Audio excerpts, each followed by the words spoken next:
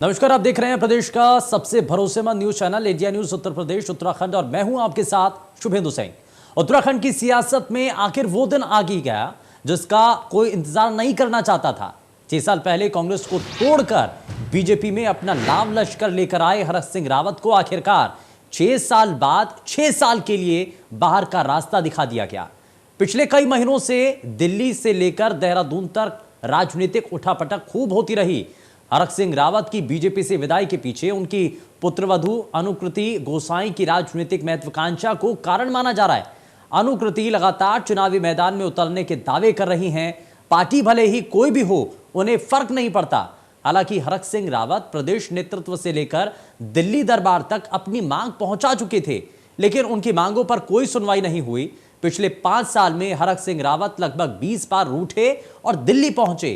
कहा जाता है कि वो अपनी शिकायत लेकर सीधे दिल्ली पहुंच जाते थे। दिल्ली में शीर्ष नेताओं के समक्ष शिकायत करने से कई बार प्रदेश स्तर के शीर्ष नेताओं तक को अजीब स्थिति का सामना करना पड़ा। इस बार जब हरक रूठे तो राज्य नेतृत्व ने शीर्ष नेताओं को पूरी रिपोर्ट ही दे दी। उनके रवैये को केंद्रीय नेतृत्व भी भांप चुका था। ऐसे में उनकी पार्टी से छुट्टी हो गई। पार्टी ने अब इस स्थिति से निपटने की रणनीति पर काम करना भी शुरू कर दिया है।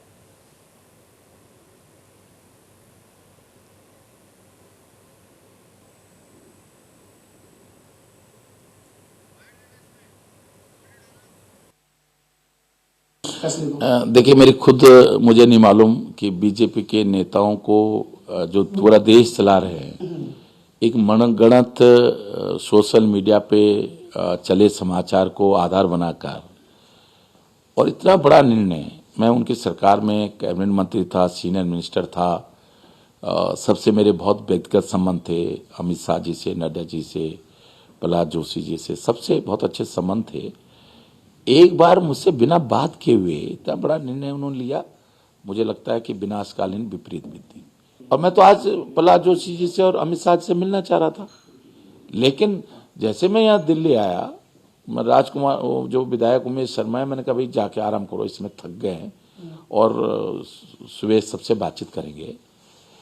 तब तक मैं सोशल मीडिया में और मीडिया में देखने लगा कि इन्होंने मुझे निष्कासित कर दिया। तो मैं एक चीज़ आप बता दूँ, मैं अगर कांग्रेस छोड़ के भाजपा में नहीं आया होता तो मैंने भाजपा सरकार से 4 साल पहले रिजाइन कर चुका होता, क्योंकि मुझे बहुत मंत्री का शौक, पद का शौक नहीं है। बहुत बार मंत्री रह गया हूँ।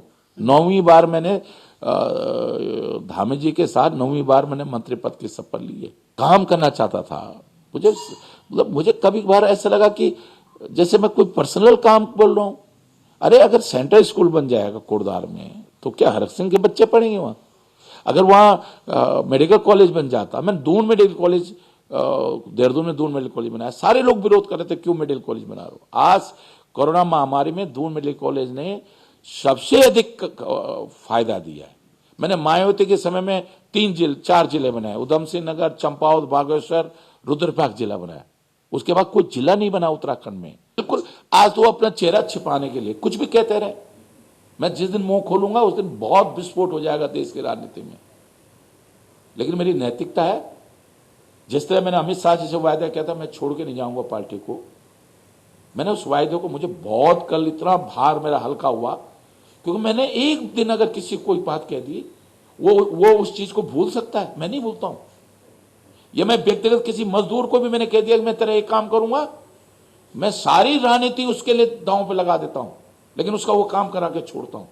डॉक्टर हरक सिंह रावत जी के साथ में अनगिनत कार्य। तो यहां अब हरक सिंह रावत को आपने सुना, मन में टीस भी है। अब वो आंखों से आंसू छलकते हुए भी नजर आते हैं और साथ ही ये कहते हुए भी नजर आते हैं हरक सिंह रावत कि एक लंबा समय मैंने पार्टी को दिया और कांग्रेस पार्टी अगर छोड़ करके मैं बीजेपी में शामिल हुआ तो आप केंद्रीय नेतृत्व में भी कई ऐसे चेहरे हैं जिनसे मेरी सीधी बातचीत हुआ करती थी। और इन सभी बातों के बीच में उन्होंने कहा कि मेरे को मंत्री पद का कोई शौक नहीं था, मैं कई बार मंत्री रह चुका हूं, तो इसलिए मंत्री पद का मुझे कोई लालसा नहीं थी, कोई मेरी इच्छा नहीं थी। लेकिन वहीं दूसरी तरफ उनके द्वारा यह कह दिया जाता है कि काम को लेकर के मुझे बहुत स्पष्ट स्थिति चाहिए थी और काम ही मैं करने के लिए आया था, काम करना चाहता हूं, लेकिन जिस तरीके से ये कदम उठाया गया उससे मैं बेहद हैरान हूं। मेरे सिर से बड़ा बोझ हटा दिया गया। लेकिन साथ ही उन्होंने ये भी कहा है कि ये विनाश काले विपरीत बुद्धि की तरह है और जब समय खराब होता है तो ये ऐसी चीजें हो जाती हैं। आप ये इस दौरान उनकी तरफ से कटाक्ष करते हुए जरूर कहा गया है। वहीं साथ ही साथ उन्होंने एक बात का जिक्र और भी किया। उन्होंने कहा कि आप जो चीजें हैं वो क्या बदलने जा रही हैं। हालांकि अब बहुत सारी चीजें इस वक्त चल रही हैं, जरा उन्हीं को जरा समझ लेते हैं और जल्दी से जरा आगे बढ़ते हैं। आज के खास मेहमानों से आपको मिलवा देते हैं। हमारे साथ भारतीय जनता पार्टी से मीडिया प्रभारी सुरेश जोशी कार्यक्रम में जुड़ चुके हैं। सुरेश जी, बहुत स्वागत है आपका। कांग्रेस पार्टी से मीडिया प्रभारी राजीव महर्षि हमारे साथ कार्यक्रम में जुड़ चुके हैं। राजीव जी, बहुत स्वागत है। और आम आदमी पार्टी से प्रवक्ता दीपक पांडे हमारे साथ कार्यक्रम में जुड़ चुके हैं। दीपक जी, बहुत स्वागत है आपका कार्यक्रम में। लेकिन ठीक है, जरा मैं थोड़ा सा आगे बढ़ता हूं और सुरेश जोशी जी, मैं जरा जल्दी से आपके पास आता हूं। आपसे समझना चाह रहा हूं कि ये जो बड़ा एक्शन लिया गया, ये जो बड़ी कार्रवाई की गई है, अब यहां पर हरक सिंह रावत का ये कहना है कि मुझसे ना तो पूछा गया, ना मुझको बताया गया, कॉन्फिडेंस में नहीं लिया गया कि मेरे ऊपर इतना बड़ी कार्रवाई की जा रही है। क्या उनको नहीं मालूम था और इतना बड़ा कदम क्यों उठा दिया गया? कोई बड़ा कारण था इसके पीछे?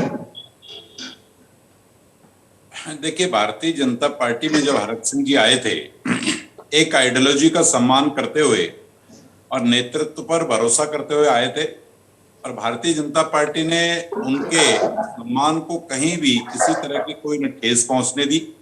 और जो भारतीय जनता पार्टी ने जब वो आए थे पार्टी में, जो बातें उनसे कही थी, उसका अक्सर सह पार्टी ने जो है कि कहीं न कहीं उसको निभाया भी।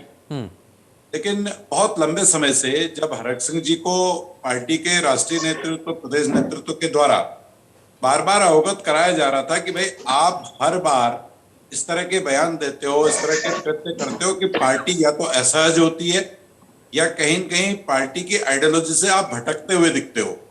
और लेकिन वो महीना 2 महीना तो उसको ठीक रखते थे, लेकिन बाद में जब स्थितियां परिस्थितियां आती थी तो फिर बदल जाते थे। मतलब उनका एक ट्रेंड सा बन चुका था और वो पार्टी को प्रेशर में लेना चाहते थे और वो ये चाहते थे कि आज व्यक्ति जो है वो पार्टी से बड़ा हो गया है, यानी व्यक्तिवाद वहां पर हावी था। अब उन्होंने कहा कि मेरी कोई महत्वाकांक्षा नहीं है, उन्होंने कहा कि मेरे साथ अन्याय हो गया। देखिए, पहली बात तो मैं आपको ये बताना चाहता हूं, आपके दर्शकों को, जो आपको हमको सबको सुन रहे हैं, देखो, महत्वाकांक्षा तो इस कदर हावी होती है राजनीतिक क्षेत्र में और उनपे थी कि वो अभी भी जो मूल कारण था, वो एक नहीं 3-3 टिकट मांग रहे थे। पार्टी ने उनको बहुत समझाया कि भाई आप अपनी सीट पे, जहां से आप विधायक हैं, वहां पर से चुनाव लड़िए और आपने 5 साल तक अपने क्षेत्र में काम किया है। लेकिन वो अपनी सीट भी बदलना चाहते थे, अपने परिवार के लिए भी टिकट चाहते थे। पार्टी ने बहुत स्पष्ट तौर पे कह दिया था कि टिकट इस बार एक ही मिलेगा। ठीक है। लेकिन उसके बाद भी जो सबसे बड़ी बात यह है कि राष्ट्रीय नेतृत्व और प्रदेश नेतृत्व देहरादून में कोई बैठक करता है, उस बैठक में उनको बुलाया जाता है, वो उस बैठक में ना आकर के कांग्रेस के दफ्तरों के दिल्ली के अंदर चक्कर काटते हैं और पार्टी में पूरी तरह से अनुशासित होकर के चलते हैं। और कल भी उन्होंने इनडायरेक्टली, आज वो कह रहे हैं कि मैंने सोशल मीडिया से पढ़ा, लेकिन वो पूरे दिन भर प्रेस के लोगों को गुपचुप तरीके से संदेश दे रहे थे। और परसों तो उन्होंने बहुत साफ संदेश दिया कि जो हमारा पार्लियामेंट्री बोर्ड कोर कमेटी थी उसपे उनका ना आना और उनको बार बार कहना कि आप क्यों नहीं आ रहे हैं। कभी वो कह रहे थे मुझे सूचना नहीं है, कभी कह रहे थे मेरे पीए को सूचना देगी, मुझे दी जानी चाहिए। मतलब कुल मिलाकर के जिस तरह का एक प्रेशर वो पार्टी, मैं जरा एक सवाल और आपसे करना चाह रहा हूं, लेकिन इस बीच हमारे साथ ब्यूरो हेड प्रवीण हमारे साथ जुड़ चुके हैं। मैं जरा आपके पास भी आऊंगा प्रवीण, लेकिन जरा मैं एक सवाल और करना चाह रहा हूं सुरेश जोशी जी आपसे कि अब बड़ा सवाल तो ये है कि आपने उत्तर प्रदेश के अंदर देखा है कैबिनेट के कई ऐसे बड़े चेहरे जो कि समाजवादी पार्टी ज्वाइन करते हैं। आपको ये डर उत्तराखंड में नजर नहीं आ रहा कि अगर आप हरक सिंह रावत को आपने बर्खास्त कर दिया, 6 साल से आप पार्टी से निष्कासित कर रहे हैं, तो अपने साथ कुछ और भी विधायकों को या नेताओं को वो तोड़ सकते हैं, कांग्रेस में जा सकते हैं? देखिए, हमको कोई डर, कहीं दूर दूर तक डर नहीं है, लेस मात्र डर नहीं है, क्योंकि भारतीय जनता पार्टी एक आइडियोलॉजी बेस्ड पार्टी है। भारतीय जनता पार्टी कार्यकर्ताओं का एक समूह है, कार्यकर्ताओं को लेकर के पार्टी बनी हुई है। हमारी लाइन कार्यकर्ता से शुरू होती है, तब नेता आता है। लेकिन और दलों का क्या है कि नेता पहले आता है, उसके पीछे कार्यकर्ताओं की लाइन होती है। इसलिए जिस पार्टी के पास कार्यकर्ता है, जिस पार्टी के पास आइडियोलॉजी है, जिस पार्टी के पास युवा नेतृत्व है, जिस पार्टी के पास नरेंद्र मोदी जैसा विश्व का सबसे बड़ा नेता है, उसको ये सब नहीं तो ये अगर आपको पहले से मालूम था कि वो दिल्ली दरबार में जाकर के कांग्रेस पार्टी या कांग्रेस के ऑफिस में जाकर के वो हाजिरी दे रहे हैं, तो पहले क्यों नहीं एक्शन लिया गया? आप भी तो इंतजार कर रहे थे ना। नहीं नहीं, देखिए, देश काल परिस्थिति के आधार पर निर्णय लिए जाते हैं, समय आने पर उचित समय पर निर्णय लिए जाते हैं। हाँ। भारतीय जनता पार्टी के नेतृत्व ने यह समय एक ऐसे उचित समय पर लिया है, मुझे लगता है कि हरक सिंह रावत जी बहुत बड़ी गलती कर गए और उनकी राजनीति का एक बड़ा ब्रेक हो सकता है। देखिए, उन्होंने जिस तरह से पार्टियां बदली, जिस तरह से सीटें बदली, जिस तरह से उत्तराखंड के अंदर इन 20 वर्षों में एक राजनीतिक अपना दबदबा बनाने का प्रयास किया, लेकिन कहीं न कहीं जब अति हो जाती है तो अति के बाद किसी भी जगह पर इति होती है, और ये देवभूमि है। मैं आज सुबह उनको सुन रहा था, तो बाबा केदार, बाबा बद्री भी बोल रहे थे, लेकिन बाबा बद्री और केदार भी देख रहे हैं कि आज आपने कहा कि वो भावुक हो गए थे, लेकिन आप ये बताइए 20 वर्षों के अंदर इस राजनीतिक क्षेत्र में उन्होंने कितने हजारों लोगों को भावुक किया होगा। हाँ। तो अगर जब आपने हजारों लोगों को भावुक किया है, तो जो पीड़ा उन हजारों के अंदर होगी वो पीड़ा आज आपके ऊपर भी आ रही होगी। ठीक है, मैं डॉक्टर प्रवीण कुमार को भी जोड़ रहा हूं। सर, मैं ठीक है सुरेश जी, मैं वापस लौटता हूं, जरा मैं वापस लौटता हूं। लेकिन एक बड़ा सवाल यहां पर ये बन रहा है कि आज भावुक होते हुए जब हरक सिंह रावत डॉक्टर प्रवीण कुमार नजर आते हैं, तो उसमें एक चीज़ यहाँ पर ये कही जाती है उनके द्वारा कि मेरे को मंत्री पद की कोई लालसा नहीं है, मैं पहले भी मंत्री रह चुका हूँ, मैं तो सिर्फ काम करवाना चाहता था, चाहे वो एम्स को लेकर के बात हो, चाहे वो हॉस्पिटल को लेकर के बात हो, या सैनिक स्कूल बनवाने को लेकर के बात हो कोटद्वार के अंदर। लेकिन क्या ये सिर्फ बात यहीं तक है, या जो आरोप सुरेश जोशी जी अब लगा रहे हैं कि टिकट और भी लोगों की चाहते थे, परिवार के और सदस्यों को भी चुनावी मैदान में उतारना चाहते थे, क्या अब यही कारण रह गया है? और दूसरा बड़ा सवाल, क्या आप कांग्रेस पार्टी के संपर्क में है वो? क्योंकि अभी मौजूदा वक्त में चर्चाएं तो कुछ ऐसी ही चल रही हैं। देखिए, सबसे पहली बात तो सुरेश जोशी बेहद ही सुलझे हुए नेता है, और उनके जो है उनका जो वक्तव्य है निश्चित तौर पर अपने पार्टी को डिफेंड कर रहे हैं। लेकिन उत्तराखंड में किसी भी आप बच्चे से आप पूछ लीजिए, हरक सिंह रावत के बारे में एक कहावत साफ है कि वो एक बार एक सीट से चुनाव लड़ते हैं, अगली बार दूसरी सीट की तरफ पलायन कर जाते हैं। लेकिन बीजेपी के अंदर उनको उसी सीट पर रोकने की कोशिश हो रही थी कोटद्वार से, जहां कहा जाता है कि उनकी स्थिति बेहद ही खराब है और वो इतने की स्थिति में नहीं थी, पहली बात। दूसरी बात, उनकी अनुकृति गुस्साई है, वो चाहते थे कि उनको भी टिकट दिया जाए लेस डाउन से, और लेस डाउन से वर्तमान में जो दिलीप रावत बीजेपी के और वो भी पिछले दिनों बगावती तेवर अपना चुके थे हरक सिंह के खिलाफ। इसके अलावा पार्टी में वो बार बार ये कहते रहे कि उन्हें सम्मान नहीं मिला, उनको जिस तरह से सम्मान दिया जाना चाहिए था वो उनको नहीं मिला। वो मुख्यमंत्री पद के दावेदार अपने आप को घोषित करते रहे इनडायरेक्ट रूप से, और मंत्री कई बार बन चुके हैं। तो कहीं ना कहीं उनकी जो एक तरह से जिज्ञासा थी, उनकी महत्वाकांक्षा थी, वो बड़ी थी, और इस बात को तो बीजेपी के तमाम नेता समझ रहे थे। लेकिन हरक सिंह रावत का अपना एक जनाधार है, अपना एक एक्सेप्टेंस है पूरे राज्य में, ये चीज हरक सिंह भी जानते हैं, कांग्रेस के लोग भी जानते हैं, बीजेपी के लोग जानते हैं। इसलिए अंतिम समय तक रोकने की कोशिश की गई। और निश्चित तौर पर दूसरा सवाल जहां तक आता है कि कांग्रेस के संपर्क में है या नहीं है, निश्चित तौर पर कांग्रेस के संपर्क में हरक सिंह रावत है, और कुछ दिनों बाद आज रात 12 बजे कहा जा रहा था ज्वाइन कर लेंगे, लेकिन कल या परसों तक वो ज्वाइन करेंगे कांग्रेस को। आप देखिएगा कि 2-3 टिकट के साथ वो ज्वाइन करने के इरादे से उस पार्टी में गए हैं, और निश्चित तौर पर वो कोटद्वार जो जहां से वो ठीक है, अगर वो कांग्रेस पार्टी ज्वाइन करते हैं तो पूर्व मुख्यमंत्री हरीश रावत की जो स्टेटमेंट थे पहले के, और जो उन्होंने कहा था कि ये जो खेल बिगाड़ने वाले नेता है ना, जो इधर से उधर जाते हैं, क्या वो स्वीकार कर पाएंगे? मैं इस सवाल के साथ वापस लौटूंगा डॉक्टर प्रवीण आपके पास, लेकिन मैं जरा दीपक पांडे को भी जोड़ रहा हूँ। दीपक पांडे, अगर कांग्रेस के भीतर अगर हरीश रावत इस बात पर अड़े रहते हैं कि उनकी एंट्री नहीं होती है, हालांकि स्पष्ट तौर पर अभी तक पूर्व मुख्यमंत्री हरीश रावत की तरफ से स्पष्ट नहीं किया गया है कि अगर हरक सिंह रावत उनकी पार्टी में शामिल होते हैं, कांग्रेस पार्टी में आते हैं, तो उनको ज्वाइन कराएंगे, स्वागत करेंगे या नहीं करेंगे, इस पर अभी कुछ भी नहीं कह रहे हैं। लेकिन अगर आम आदमी पार्टी उनके पास अगर एक और विकल्प के तौर पर बचता है, तो क्या आम आदमी पार्टी की तरफ से भी कोशिश होगी एक बड़े चेहरे को अपनी पार्टी में लाने की? पहले तो इंडियन न्यूज के जितने भी दर्शक हैं, आप सबको मेरा नमस्कार। सर, ये तो भविष्य के गर्त में छुपा है, वो कहाँ जाने वाले हैं, लेकिन उनकी जो बात चल रही है सभी जानते हैं। हरक सिंह रावत जी दल बदलने में माहिर है, और आम आदमी पार्टी जहां तक मुझे लग रहा है कि वो इस तरह बात ही नहीं करेंगे, क्योंकि उनके कांग्रेस से जुड़ाव उनका पहले ज्यादा है। हरीश रावत जी वो अपना बड़ा भाई मानते हैं, वो अब राजनीतिक सत्ता के लिए अपना मतभेद भुला करके काम करना चाह रहे हैं। लेकिन काम क्या करेंगे, वही जनता को दोबारा धोखा देने का काम करेंगे, क्योंकि उनकी जो फितरत है, जो उनके खून में है, कि वो उस चीज से बाहर नहीं जा सकते ना, क्योंकि उनकी शुरू से आदत बनी है। पहले बसपा, फिर बीजेपी, फिर कांग्रेस, इस तरह से ये चीजें दल बदलते रहते हैं। और अब तो वो अपने जो उनकी पुत्र वधू हैं, कहीं ना कहीं उनके लिए टिकट मांग रहे हैं, अपने रिश्तेदारों के लिए टिकट मांग रहे हैं। अब कोर्ट द्वार से क्यों नहीं लड़ रहे? वो कहते हैं मैं कभी केदारनाथ से लड़ूंगा, केदार बाबा का आशीर्वाद चाहिए। कभी कहते हैं त्रिवेंद्र सिंह रावत जी की विधानसभा जो है डोईवाला से लड़ना चाह रहा हूं। तो उनको खुद नहीं पता उनको करना क्या है। लेकिन आज उनके यहाँ पहली बार अचंबा हुआ, आज तक ये लोगों के साथ गेम खेलते थे, तो आज क्या है, बीजेपी ने उनको पहले निकाल के उनके साथ एक गेम खेल दिया कि कल के दिन ये ना हो कि ये हरक सिंह रावत जी कहीं ना कहीं बीजेपी का साथ छोड़ के गए। तो इसलिए बीजेपी ने पहले ही उनको दरकिनार कर दिया। हाँ। और बीजेपी वाले उनको किस रूप में, कांग्रेस वाले किस रूप में इनको लेते हैं, ये अभी आने वाला वक्त आपको सीधे बता देगा। क्योंकि वो अपने शर्तों के साथ, अगर वो अपनी शर्तों के साथ वहां पे जाते हैं, कहीं ना कहीं अपने रिश्तेदारों के लिए टिकट लेने के लिए अगर वो मना लेते कांग्रेस के जो बड़े नेताओं को, तो कल हरीश रावत जी भी अपने बेटे और बेटी के लिए टिकट मांगे, कल रंजीत सिंह रावत जी भी अपने बेटे के लिए टिकट मांगे, क्योंकि वो भी चाहते हैं कि सल्ट से और रामनगर से मैं या मेरे बेटे लड़े।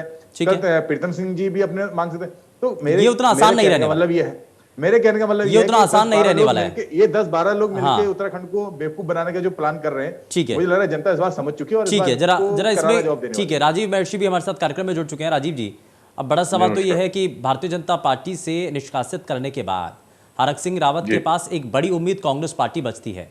क्या कांग्रेस पार्टी में उनका स्वागत करने के लिए तैयारी है? देखिए, अभी हमारे जैसा कि मुझे मीडिया के सूत्रों से पता चल रहा है कि हरीश रावत जी, माने हरीश रावत जी जो हमारे बहुत वरिष्ठ नेता हैं, हमारे चुनाव अभियान समिति के अध्यक्ष हैं, वरिष्ठतम नेताओं में वो उनकी गिनती है उत्तराखंड में भी और कांग्रेस पार्टी में भी। उन्होंने कहा है कि जो है इसको जो है पहले, क्योंकि 2016 की कोई बात मेरे को मीडिया के माध्यम से पता चली, और उनको जो है उस पे जो भी पार्टी ज्वाइन करना चाहता है उससे पहले जो है उसके क्रेडेंशियल्स को और उसका जो है उन चीजों को चेक किया जाए, ऐसा उन्होंने कहा है। तो मैं समझता हूं कि देखिए, जब तक ये बातें, जैसा कि माननीय हरीश रावत जी ने कहा है, उन बातों में कहीं ना कहीं कोई सत्यता है। कोई भी व्यक्ति पार्टी ज्वाइन करना चाहता है तो निश्चित तौर पर जो है तमाम चीजें होनी चाहिए, देखा जाना चाहिए, मूल्यांकन भी होना चाहिए, परीक्षण भी होना चाहिए। और यदि अभी तक तो देखिए इस प्रकार कोई ये घटना अभी हुई नहीं है, जब तक जो है कांग्रेस पार्टी में कोई अभी तक मैं ठीक है, मैं दर्शकों के लिए थोड़ा सा और आसानी कर देता हूं। मैं सिर्फ राजीव जी आपसे ये पूछना चाह रहा हूं कि हरक सिंह रावत ने क्या अभी अप्रोच किया है कांग्रेस के शीर्ष नेतृत्व को, या फिर तमाम संगठन के जो लोग हैं उनको बातचीत की है क्या अभी तक पार्टी ज्वाइन करने को लेकर?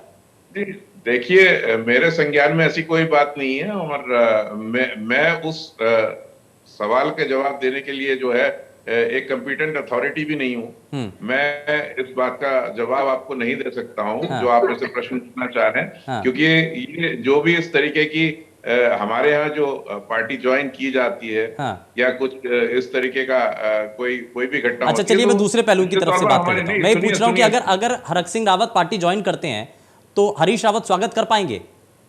ये देखिए, निर्णय हमारी हाईकमान को लेना है। यह हमारी हाईकमान को निर्णय लेना है, और कोई हरीश रावत जी से उनकी कोई व्यक्तिगत किसी का कोई झगड़ा थोड़े ना कि वो यदि पार्टी में आएंगे उनका स्वागत करेंगे या नहीं करेंगे। कोई सवाल ये है कि इन चीजों पर जो निर्णय है वो हमारी हाईकमान लेती है, और अभी ये क्या चल रहा है क्या नहीं चल रहा है इसके विषय में मैं आपको बता नहीं पाऊंगा। लेकिन निश्चित तौर पर जो है जो फैसला हाईकमान लेगी वो उत्तराखंड के तमाम जो हमारे नेता हैं, कांग्रेस पार्टी के तमाम कार्यकर्ता हैं, सब लोग जो है उसको सर आंखों पर रखें।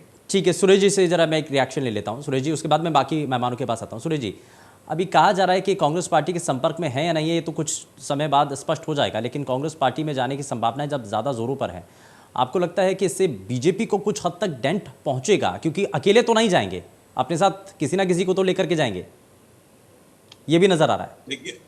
देखिए 2-3 बातें हैं। पहली बात तो मैं ये बतलाऊं कि कांग्रेस के अंदर अभी वो गए नहीं है, कांग्रेस के अंदर जाने की उनकी पूरी तैयारी, कल परसों तक चले जाएंगे, ऐसी सूचनाएं हैं। लेकिन इस बात को लेकर के निश्चित तौर पर हरीश रावत जी, जो कांग्रेस के सबसे बड़े नेता हैं, बहुत असहज हैं, क्योंकि 2016 में उन्होंने व्यक्तिगत हमला हरीश रावत जी पे किया था। देखिए, कांग्रेस पार्टी का विषय अलग था, जिस तरह से हरीश रावत जी का स्टिंग करवाया गया, उसके बाद हरीश रावत जी के जिस तरह से पूरे प्रदेश में उन्होंने उनके खिलाफ एक वातावरण बनाया, जिस तरह से वो बोले, तो वो एक कहीं न कहीं हरीश रावत जी उस बात को लेकर के आहत हैं। और उन्होंने एक उजाड़ू बल्द शब्द का भी प्रयोग किया था। उन्होंने कहा कि ये उजाड़ू बल्द हैं और ये जहां जाते हैं वो उजाड़ कर देते हैं। ये भी एक विषय आया था। और दूसरा विषय अभी छन छन करके ये भी आ रहा है कि अभी तो क्या बीजेपी को भी उजाड़ने का काम किया, जिस शब्द का आप इस्तेमाल कर रहे हैं? हाँ, जहां भी जाते हैं वहां उजाड़ देते हैं। नहीं, मैं उस बात का भी उत्तर दे रहा हूं। देखिए, दूसरी बात क्या है, अभी वो कांग्रेस में गए तो नहीं, लेकिन ये भी छन छन करके बातें आ रही हैं कि वो प्रीतम सिंह और यशपाल जी मिल करके हरीश रावत जी को किसी न किसी तरह से रोकना चाहते हैं। ये हरीश रावत जी एक बहुत सदे हुए नेता हैं, बहुत बड़े नेता हैं। उनकी समझ में ये भी आ रही है कि अगर मैं हरक की एंट्री कराता हूं और कल के दिन ऐसी कोई परिस्थिति बन जाए कि ये यहाँ फिर एक ग्रुप बना करके, एक कॉकस बना करके मेरे लिए सरदर्द करेंगे, इसलिए इस बात को लेकर के वो हाईकमान, क्या यही परेशानी बीजेपी के अंदर बन रही थी क्या? ठीक है सर, समय थोड़ा सा कम है, मैं माफी के साथ रुकना चाह रहा हूँ। बहुत शुक्रिया सर, बहुत शुक्रिया। BJP cadre based party.